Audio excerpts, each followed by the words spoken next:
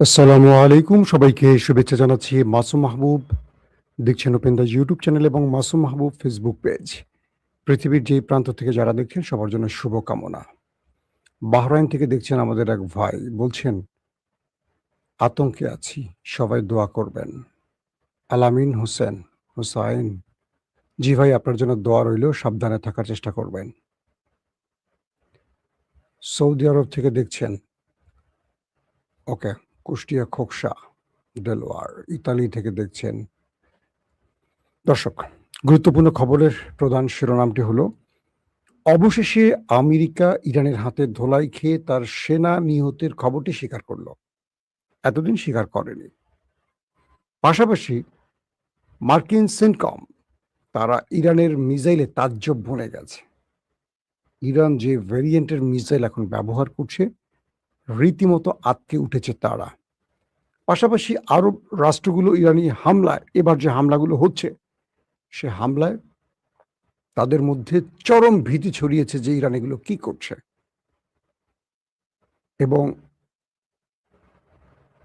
আরো বেশ কিছু তথ্য আসছে। আমার ফেসবুকে বোধহয় লাইভটা যাচ্ছে না। একটা কি লিখলো?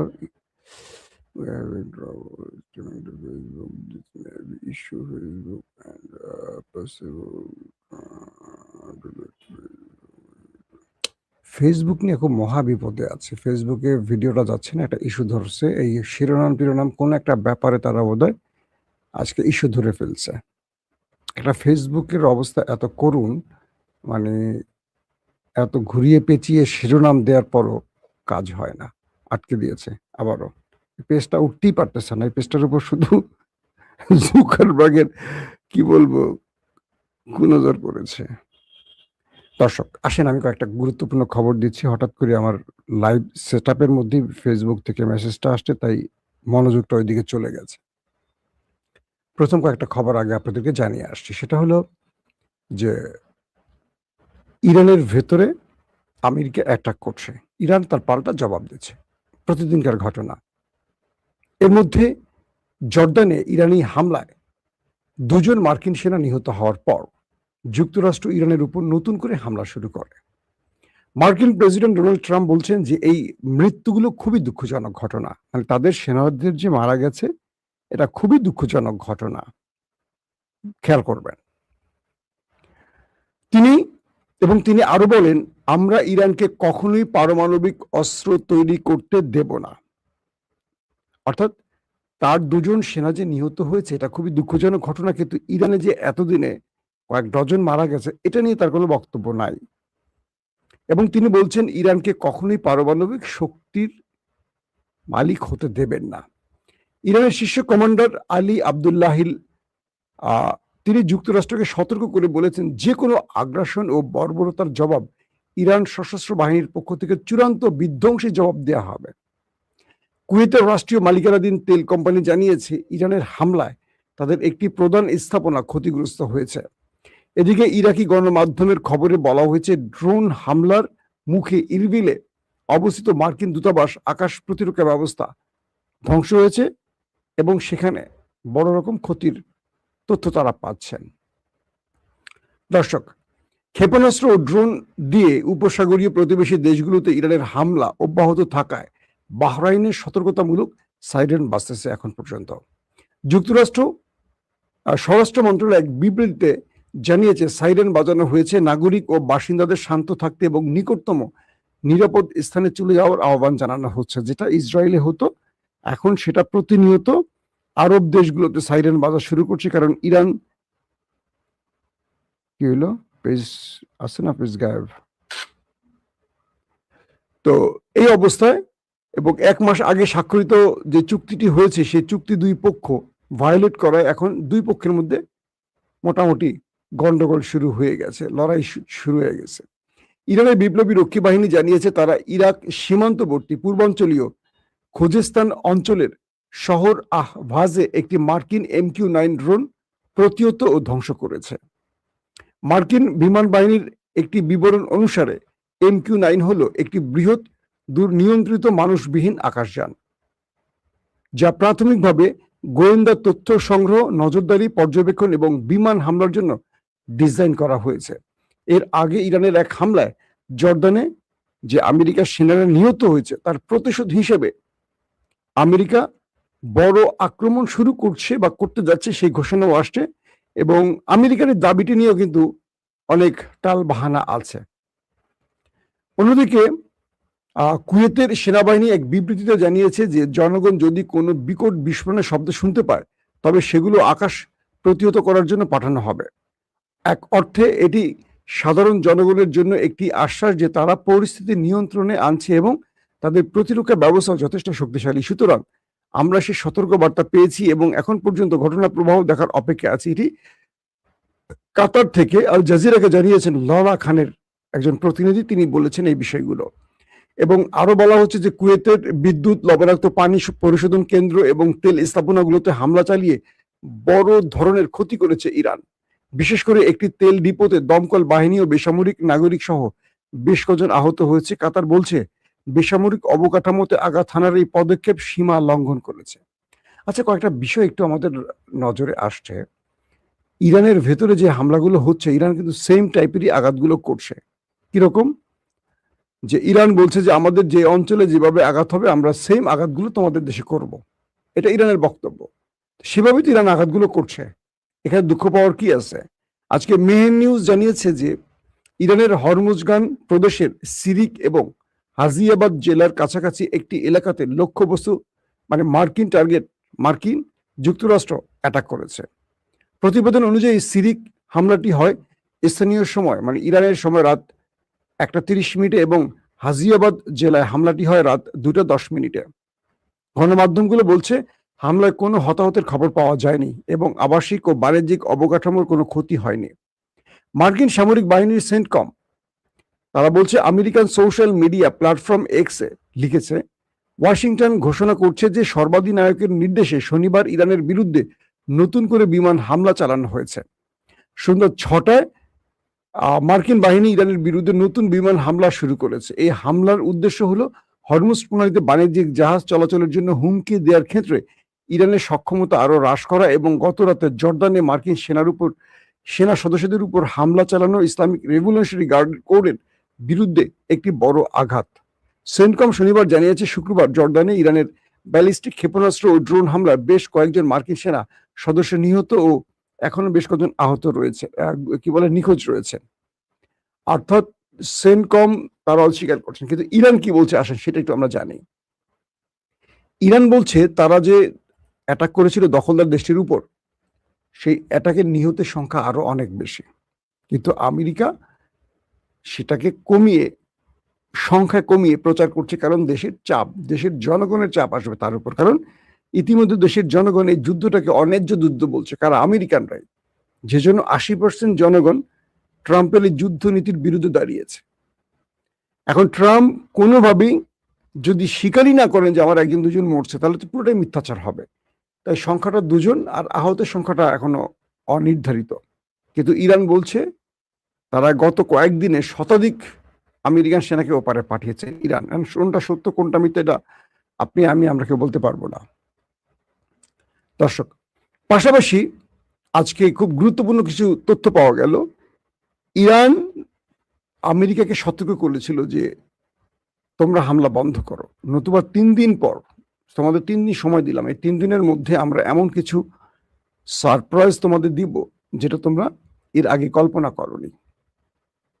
তো আজকে জর্দান, কুয়েত, বাহরাইনে যে হামলাগুলো হলো, সেই হামলার কিছু বিবরণ আমেরিকার সেন্টকম নিজে দিচ্ছে। কি দিচ্ছে সেই বিবরণ? তারা বলছে ইরান যে মিসাইলগুলো মারছে, এই মিসাইলগুলো খুব স্পিডে আসছে, সঙ্গে সঙ্গে তার লোকেশন ট্র্যাক করে, তার অবস্থান ট্র্যাক করে মার্কিন প্রতিরক্ষা ব্যবস্থা যখন ইন্টারসেপ্ট করার চেষ্টা করে, তখন এটা খুব নিকটবর্তী অঞ্চলে চলে আসে ইরানের এই মিসাইল। এসেই এটা হঠাৎ করে তার গতিপথ পরিবর্তন করে আরো কয়েক গুণ স্পিড মুভ করে। অর্থাৎ এটা যখন ইরান থেকে আসে নির্ধারিত একটা স্পিডে আসে এবং সোজা রুট ধরে আসে।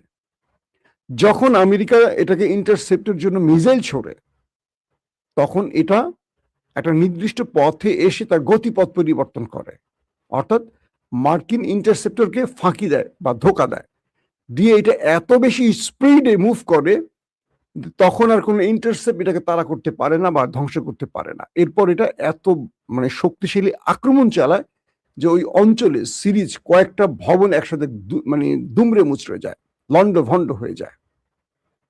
তারা বলছে ইরান এই সময়টাতে এসে নতুন ভেরিয়েন্টের মিসাইল ব্যবহার শুরু করেছে, যেটা আমেরিকার ইন্টারসেপ্টর আটকাতে পারছে না। মুস্তফা খামেনি আজকে নতুন করে স্টেটমেন্ট দিয়েছেন। আজকে বলছেন আমাদের সাথে ইসলামাবাদ চুক্তি, অর্থাৎ আমেরিকা ইরানের মধ্যে পাকিস্তানের মধ্যস্থতা যে চুক্তিগুলো হয়েছে, সকল চুক্তি বাতিল করা হলো। ইরান সকল চুক্তি বাতিল করে দিয়েছে, কারণ আমেরিকা বিশ্বাসঘাতকতা করেছে বা বিশ্বাসঘাতক তারা কোনো চুক্তি রক্ষা করেনি, তাই এই চুক্তি বাতিল। ইরান আমেরিকাকে এবার সবচেয়ে বেশি মানে সবচেয়ে বড় আঘাতটি করতে যাচ্ছে এবং সারপ্রাইজটা দিতে যাচ্ছে। মুস্তফা খামেনি বলছেন ইরান এবার আমেরিকাকে সবচেয়ে বড় আঘাত করতে যাচ্ছে। সে আঘাতের জন্য আমেরিকাকে প্রস্তুত থাকার নির্দেশনা দিয়েছে কে? মুস্তফা খামেনি ট্রাম্পকে। এর পরপরই আমরা কয়েকটা ভেরিয়েন্টের মিসাইল ব্যবহার দেখলাম, যে মিসাইলগুলো মোটামুটি জর্দানকে কাঁপিয়ে দিয়েছে, কুয়েতকে কাঁপিয়ে দিয়েছে, বাহরাইনকে কাঁপিয়ে দিয়েছে। জর্দানের মধ্যে ম্যাসিভ আকারে হিট করেছে ইরানের মিসাইল, যেটাকে ইন্টারসেপ্ট করতে পারেনি। তার ফলশ্রুতিতে প্রচুর মার্কিন সেনা ওপারে চলে গেছে। সংখ্যাটা কমিয়ে প্রচার করছে তারা, 2 জন 3 জন এরকম বলছে। কিন্তু স্যাটেলাইট ইমেজে যে ভিডিওগুলো দেখলাম, ইরান যে মিসাইল হিট করছে বা ড্রোন শাহেদ 149 যে হিট করছে, মানে ব্যাপক তাণ্ডব লীলা চালিয়েছে দেশটির ভেতরে। ট্রাম্প নতুন করে ঘোষণা দিয়েছেন তাদের সেনা নিহতের ঘটনার পর যে ইরান এখন জাহান্নাম নামাবেন তীরে। তিনি তার বাহিনীকে বলছে পুরো ইরানকে জাহান্নাম বানিয়ে ফেলতে। মার্কিন সামরিক বাহিনী সেনকম আমেরিকান সোশ্যাল মিডিয়া প্ল্যাটফর্ম এক্সে লিখছেন যে তারা এখন সবচেয়ে বড় প্রতিশোধ নিতে যাচ্ছেন ইরানের বিরুদ্ধে, এবং আমেরিকার ট্রাম্পের নির্দেশনা অনুযায়ী তারা এখন ইরানকে এটার জন্য সবচেয়ে বড় মাসুল গুনতে বাধ্য করবেন। কুয়েতের সেনাবাহিনী রবিবার জানিয়েছে যে তারা সাম্প্রতিক দিনগুলোতে ইরানের অব্যাহত হামলার পরিপ্রেক্ষিতে দেশটির সশস্ত্র বাহিনী বর্তমানে শত্রু ভাবাপন্ন ক্ষেপণাস্ত্র ও ড্রোন হুমকি জবাব দিচ্ছে। মার্কিন সামাজিক যোগাযোগ মাধ্যম মাধ্যমে অর্থাৎ এক্স এর মাধ্যমে সেনাবাহিনী মানে কাতারের কুয়েতের সেনাবাহিনী জানিয়েছে যে কোনো বিস্ফোরণের শব্দ শোনা গেলে তা বিমান প্রতিরক্ষা ব্যবস্থা দ্বারা শত্রু লক্ষ্যবস্তু প্রতিহত করার ফল।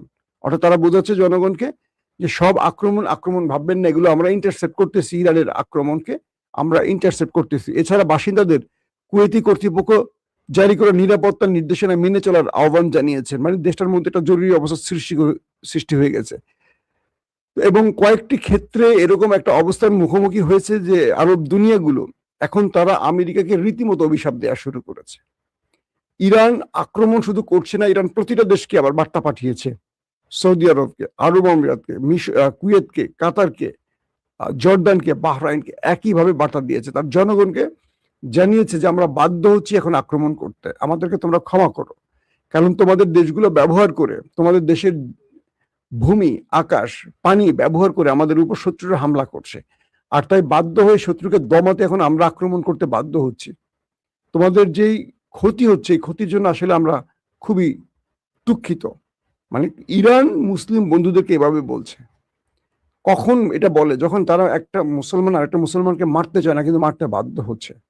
আজকে আপনারা দেখেন বাংলাদেশের অনেক আলেম, আমি যাদেরকে শ্রদ্ধা করি, আলেম আমার কাছে মাথার তাজ। আমি কখনো আলেমদের নিয়ে সামান্য কটূক্তি করি না, কিন্তু একজন মানুষ হিসাবে, সত্য বলার সারথি হিসাবে আমি আপনাদেরকে কয়েকটা কথা বলি। যে আলেমরা বিভাজন তৈরি করেন আকিদার জন্য, আমি সেই সব আলেমদেরকে সত্যিকার অর্থে বলবো আপনারা অনেক বড় ক্ষতি করছেন। আপনাদের হয়তোবা অনেক কিতাব পড়া হয়েছে, কিন্তু অনেক ইতিহাস পড়া হয় নাই। আমি আপনাদেরকে ইতিহাস পড়তে বলবো। আল্লাহ রসুলের খেলাফত থেকে শুরু করে আজকে বাংলাদেশ পর্যন্ত মুসলমানদের পরাজয়ের প্রধান কারণ কি জানেন? এই আকিদার দ্বন্দ্ব, শিয়া সুন্নি দ্বন্দ্ব, মুসলমানদের মধ্যে ফিতনা সৃষ্টি, মাসলা দিয়ে একে অপরকে গালিগালাজ করা। যখন আব্বাসীয় খেলাফতের উপরে বড় অ্যাটাক করে মঙ্গলরা, যখন আব্বাসীয় খেলাফত পুরো পৃথিবীতে জ্ঞান বিজ্ঞানের উৎকর্ষের মাধ্যমে পৃথিবীকে আলোকিত করছিল, মুসলমানরা তত্তর করে এগিয়ে যাচ্ছিল, মুসলিম সাম্রাজ্য বিস্তার লাভ করছিল, তখন এই আব্বাসীয় খেলাফতের মধ্যে ঢুকে গিয়েছিল ফিতনা, হালাল হারাম আকীদা, এগুলো একটা সময় এই দ্বন্দ্বে যখন মুসলমানরা দুর্বল হয় তখন মঙ্গলরা অ্যাটাক করে, পুরো হালাকু খানরা অ্যাটাক করে পুরো আব্বাসকে ভাসিয়ে দেয় রক্তের বন্যায়, পুরো জ্ঞান বিজ্ঞানের সেই লাইব্রেরি ধ্বংস করে দেয়, লক্ষ লক্ষ মুসলমানকে জবাই করা হয়, মুসলমানদের রক্ত একদম সাগর লাল হয়ে যায়, প্রায় 1 মাস সেই নদী সাগর লাল ছিল মুসলমানদের রক্তে। কারণ এই সুযোগটা মুসলমানরা তৈরি করে দিয়েছিল, অমুক বলতো তুই কাফের, অমুক বলতো তুই হালাল, তুই মুনাফেক, তুই ইহুদি, তুই প্যান পরছিস, এটা জায়েজ কি এটা জায়েজ না। আজকে সেই আলেমরা আবার তর্ক শুরু করছেন। দেখেন, ইতিহাস পড়বেন, আমি আলেমদের বলি আপনারা শুধু বড় বড় কিতাব পড়ে বসে থাকলে হবে না, ইতিহাস পড়বেন। এই ইতিহাসগুলো কেন প্রয়োজন? একদল আরেক দল বলছেন ওদের আকীদা ঠিক নাই। আচ্ছা, আমার একটা প্রশ্ন, কাউমির আলেমদের কাছে, আমি কাউমির আলেমদেরকে প্রচন্ড ভালোবাসি, যতটা আমি অন্য দলকে ভালোবাসি, আমি ভালোবাসি ততটুকু কাউমির আলেমদের। আপনাদের তো আকীদা ঠিক আছে, তাহলে আপনাদের মধ্যে এতগুলি গ্রুপ কেন? এই উত্তরটা আমাকে একটু কমেন্ট করে দেবেন। সকল ইসলামী দলের আকীদা বাদ দিলাম, কাউমি পন্থী আলেমদের এতগুলো দল কেন যদি আপনাদের আকীদা ঠিক থাকে? আপনারা ইসলামী দলগুলোকে নিয়ে আকীদা নিয়ে কটাক্ষ করেন, কিন্তু এই বাংলাদেশে কোন একটি ইসলামী দল কি বাংলাদেশের জন্য ক্ষতিকর? যতগুলো ইসলামী দল আছে আলহামদুলিল্লাহ প্রত্যেকে বাংলাদেশের জন্য, আমি মনে করবো এরা সোনার ছেলে জন্ম দিয়েছে। কিন্তু আপনারা দিন শেষে আসলে কার এজেন্ডা বাস্তবায়ন করছেন? আমার বারবার মনে হচ্ছে এই বড় বড় জুব্বা, বড় বড় দাড়ির আড়ালে অন্য কেউ নেই তো, যারা যুগে যুগে মুসলমানদেরকে বিভ্রান্ত করার জন্য তাদের চেহারা বা ছদ্মবেশ ধারণ করেছে? কেন জানি আমার তাই মনে হচ্ছে। অতএব আপনার ঈমান ঠিক রাখতে হলে কোরআন এবং হাদিসের বিকল্প কাউকে আপনারা মাথার তাজ বানাবেন না। কারণ যাকে তাজ বানাবেন সে যে কোনো সময় ইবলিসও হতে পারে। আল্লাহ হাফেজ।